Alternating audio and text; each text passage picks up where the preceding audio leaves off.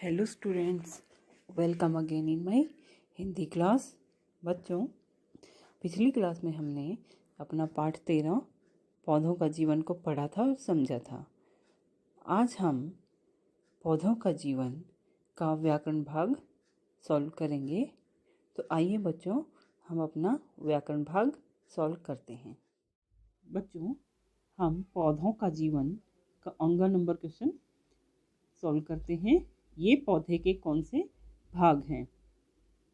यहाँ पे कुछ शब्द दिए हुए हैं और इनको आपने सॉर्ट आउट करके लिखना है कि पौधे का कौन सा भाग है। ये जैसे पत्ता, फल, तना, बीज अलग अलग यहाँ पे दिए हुए हैं और ये सब मिक्स वर्ड्स दिए हुए हैं, तो आपको लिखना है। जैसे मेथी इन्होंने पहले से लिखा हुआ है, तो पत्ते के जो है भाग वो सॉर्ट आउट करके इन्होंने पहले से लिखे हुए हैं। जैसे मेथी, पत्ता गोभी, पालक। तो मेथी तो पत्ता होता है, इसको हम साग के रूप में खाते हैं। सेब क्या है? फल। चना। अच्छा बच्चों, पाठ में हमने पढ़ा था जो तना होता है, बीज होता है, फल होता है या पत्ते होते हैं, उन सब के बारे में हमने पढ़ा था। तो चना क्या है? एक टाइप की दाल है, तो ये बीज के रूप में हम इसे खाते हैं। करेला फल होता है। पत्ता गोभी पत्ते की कैटेगरी में आएगा। लोबिया ये भी एक प्रकार की दाल होती है, तो हम इसे बीज के रूप में लिखेंगे। अब टिंडा क्या होता है? सब्जी होती है, और उसे हम फ्रूट मतलब पेड़ का जो फ्रूट होता है उसे सब्जी के रूप में हम खाते हैं, तो टिंडा भी हम फल की कैटेगरी में लिखेंगे। पालक को पत्ते में इन्होंने पहले से लिखा हुआ है। टमाटर भी फल होता है। गन्ना क्या होता है बच्चों? तना होता है। मटर ये भी बीज में आती है, तो इसको भी हम बीज की कैटेगरी में लिखेंगे। और कमल ककड़ी होती है लोटस स्टेम, ये भी पौधे के तने का एक रूप होता है। क्वेश्चन नंबर 2, सही उत्तर चुनकर टिक लगाओ। यहाँ पे कुछ क्वेश्चन दिए हुए हैं और मल्टीपल आंसर हैं, तो आप इनमें से छांट के लिखिए। बिजली न होने के कारण सब लोग क्या कर रहे थे? खेल रहे थे, सो रहे थे, बातें कर रहे थे या घूम रहे थे?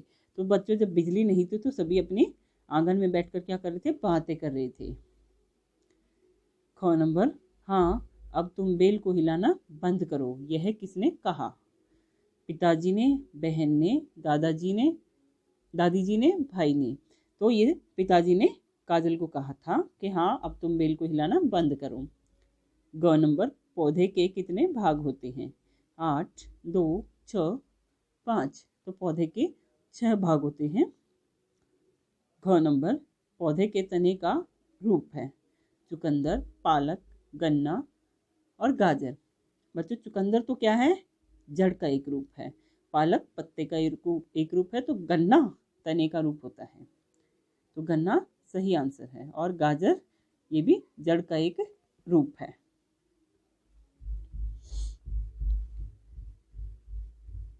अब अपना व्याकरण भाग हम देखते हैं। इसका क्वेश्चन नंबर 1, इन शब्दों को सही स्थान पर लिखो। यहाँ भी इन्होंने कुछ शब्द दिए हुए हैं और ये ऐसे शब्द हैं, इनको अलग अलग कैटेगरी में लिखना है, स्त्रीलिंग और पुल्लिंग। तो ये क्या है? लिंग है, जेंडर। तो इनको भी हमने इनकी कैटेगरी के अनुसार लिखना है। जैसे फूल और बेल इन्होंने पहले से लिखा हुआ है। बेल किसकी कैटेगरी में आती है? स्त्रीलिंग की। बच्चों, इन सब को करने से पहले हमें पता होना चाहिए कि जेंडर किसे कहते हैं, लिंग किसे कहते हैं। तो शब्द का वो रूप जिससे हमें पता चलता है कि ये स्त्री जाति का है या पुरुष जाति का है, तो उस शब्द को हम लिंग कहते हैं। जैसे बेल इस शब्द से हमें पता चल रहा है कि ये स्त्री जाति का शब्द है, तो ये स्त्रीलिंग है।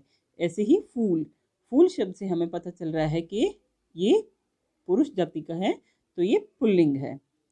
नेक्स्ट है पौधा, तो ये पुरुष जाति का शब्द है, इसे हम पुल्लिंग में ही लिखेंगे। दाल दाल स्त्री जाति का शब्द है, जैसे चने की दाल, अरहर की दाल, तो ये हम स्त्रीलिंग में लिखेंगे।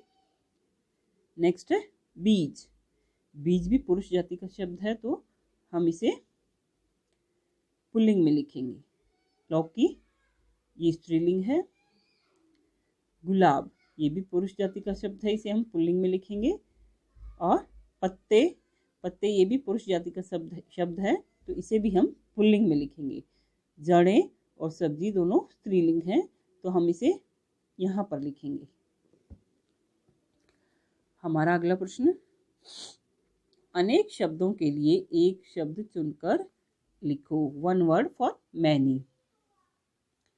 यहाँ पे एक सेंटेंस दिया हुआ है, बहुत सारे वर्ड्स दिए हुए हैं और उनके लिए हमें एक सुटेबल वर्ड लिखना है कि उसे हम क्या कहते हैं। जैसे यहाँ पे कुछ मासिक, वार्षिक, पुस्तकालय, वैज्ञानिक शब्द दिए हुए हैं और आगे दिया हुआ है जैसे जहाँ पढ़ने के लिए पुस्तकें रखी जाती हैं। जहाँ पढ़ने के लिए पुस्तकें रखी जाती हैं मतलब बहुत सारी पुस्तकें रखी जाती हैं, तो उस जगह को क्या कहते हैं? उस जगह को क्या कहते हैं? पुस्तकालय यानी लाइब्रेरी। प्रति मास होने वाला, जो हर महीने होता हो। प्रति मतलब हर महीने, मास मतलब महीना, होने वाला, प्रति मास होने वाला यानी कि मास में एक बार होने वाला, और जो हर मास होता है उसे क्या कहते हैं? मासिक, मंथली। वर्ष में एक बार होने वाला, वर्ष मतलब साल, ईयर, तो साल में एक बार होने वाला, जो साल में एक बार होता है उसे क्या कहते हैं? वार्षिक। जो विज्ञान से संबंधित हो उसे वैज्ञानिक कहते हैं, साइंटिफिक। हमारा प्रश्न नंबर 3, पढ़ो और समझो। याद रहे इन शब्दों का रूप नहीं बदला है। ये क्या है? नंबर से रिलेटेड है। जैसे यहाँ पे कुछ शब्द दिए हुए हैं, पहले हम इनको पढ़ लेते हैं। एक दिन, इसको कन्वर्ट किया है 10 दिन, तो इसको बहुवचन में कन्वर्ट किया है, लेकिन इन शब्दों का रूप नहीं बदला है। जैसे दिन है तो दिन ही रहा है। एक पेड़, 4 पेड़, ये संख्यावाचक वचन होते हैं बच्चों। एक पेड़, 4 पेड़। एक सियार, 2 सियार। एक राजा, 2 राजा। एक फूल, 7 फूल। एक लंगूर, 5 लंगूर। एक लंगूर 10 लंगूर भी हो सकता है, एक लंगूर 8 लंगूर भी हो सकता है। मतलब वो जैसे एक राजा है तो 2 राजा या 10 राजा भी हो सकते हैं। इसी तरह इनको बदलना है। इन शब्दों के एक वचन और बहुवचन के रूप समान है। जैसे एक वचन में भी एक दिन आया है, तो बहुवचन में भी जैसे दिन सेम रहा है, पेड़ सेम रहा है। इसी तरह वृक्ष, फल, बीज, घर, पक्षी, साधु, शेर, हाथी, बाघ, भालू, बंदर के बहुवचन भी वही होते हैं। ऐसा केवल पुल्लिंग शब्दों में होता है। पुल्लिंग मतलब जो पुरुष जाति के होते हैं। हाँ, जब इन शब्दों के साथ ने, का, की, के, से और पर लगते हैं। इन शब्दों के साथ जब ने, का, की, के, से और पर लगते हैं तो अंत में ओ, जैसे भालू, भालुओं, या फिर शेर, शेरों, ये ओ की मात्रा और बिंदी जुड़ जाती है, फिर यो जुड़ जाता है। जैसे वृक्षों को, फलों में, बीजों को, घरों के लिए आदि। आगे देखिए बच्चों, जैसे लिखा हुआ है, लिखो और पढ़ो। शेर, तो यहाँ पे शेर शब्द वैसे के वैसा लिखा हुआ है, वैसे ही हमने लिखना है। शेर से इसने कन्वर्ट किया है शेरों को। भालू, देखो इसके साथ को जुड़ा है तो इसके साथ ओ की मात्रा जुड़ी है।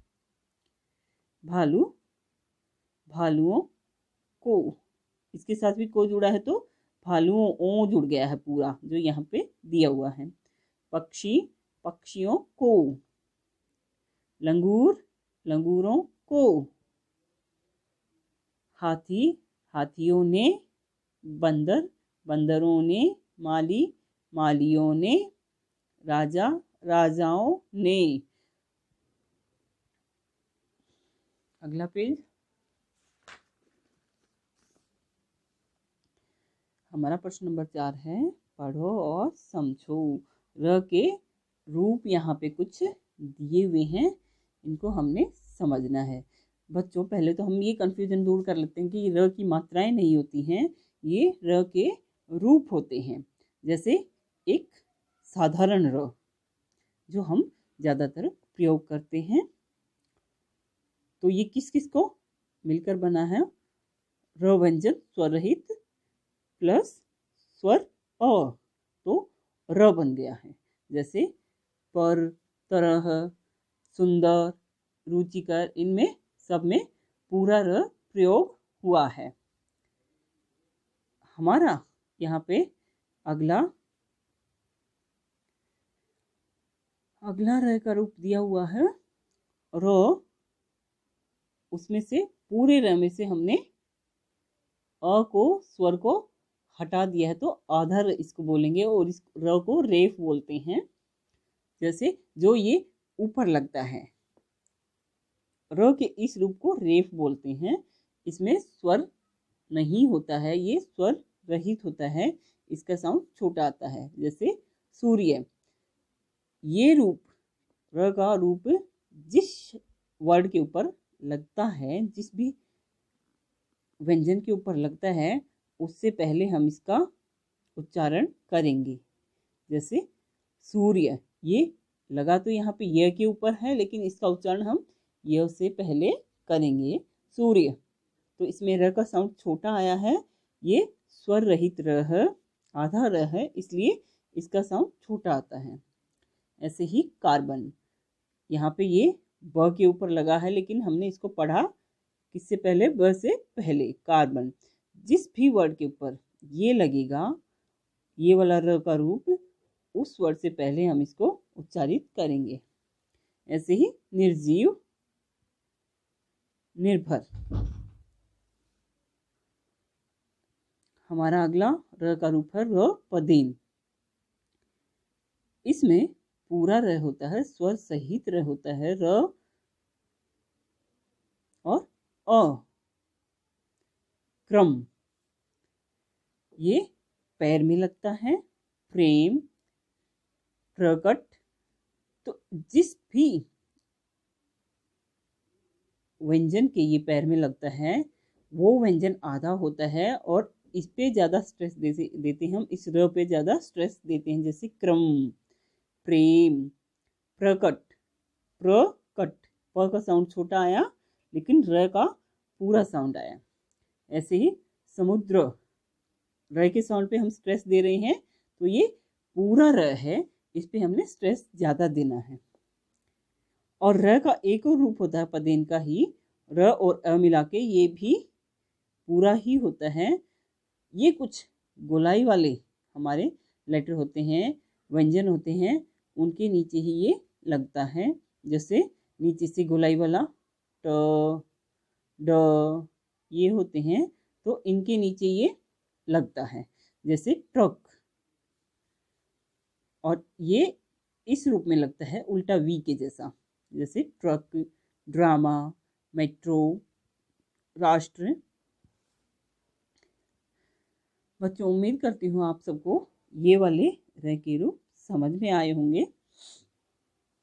आप इनको थोड़ा सा लिखने का और बोलने का प्रैक्टिस कीजिए, तो आपके डाउट्स क्लियर हो जाएंगे। सुझावित रचनात्मक गतिविधियाँ, यहाँ पे कुछ एक्टिविटीज़ दी हुई हैं, थोड़ा सा इन पे भी डिस्कस कर लेते हैं। जैसे पेड़ों से होने वाले लाभों पर कक्षा में चर्चा करो।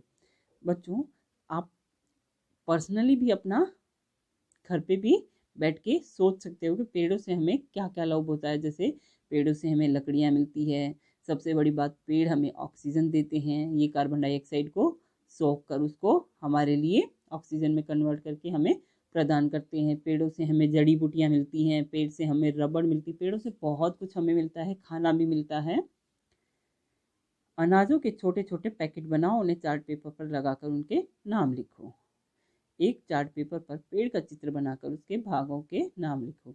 बच्चों, आप अपनी कॉपी में भी पेड़ का एक चित्र बना सकते हैं और जितने भी उसके भाग होते हैं, पौधे के पेड़ के 6 भाग होते हैं, जैसे जड़, तना, शाखाएं, फल, फूल इत्यादि, इन सबको आप लेबल कर सकते हैं वहाँ पे।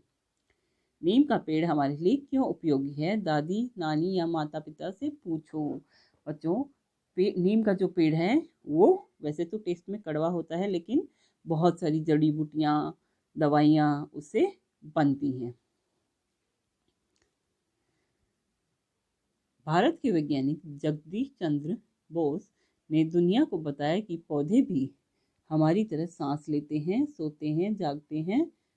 उन्हें भी दर्द होता है, अगर उन्हें काटा जाए तो वे मर भी सकते हैं। उन्होंने एक ऐसा यंत्र बनाया जो पौधों की वृद्धि को मापता है। इस यंत्र का नाम क्रेस्कोग्राफ है। बच्चों, भारतीय जो वैज्ञानिक थे जगदीश चंद्र बोस, उन्होंने दुनिया को बताया था कि पौधे भी लिविंग थिंग्स होते हैं, उन्हें भी दर्द होता है, वे भी सोते जागते हैं, सांस लेते हैं और उन्हें काटा जाए तो वो मर जाते हैं। और उन्होंने एक ऐसा इंस्ट्रूमेंट बनाया था जो पौधों की वृद्धि को मापता है, मतलब उनकी ग्रोथ को, प्रोग्रेस को मापता है। और इस यंत्र का नाम क्या है? क्रेस्कोग्राफ। ओके बच्चों, उम्मीद करती हूँ आप सबने ये पाठ समझा होगा। Thank you.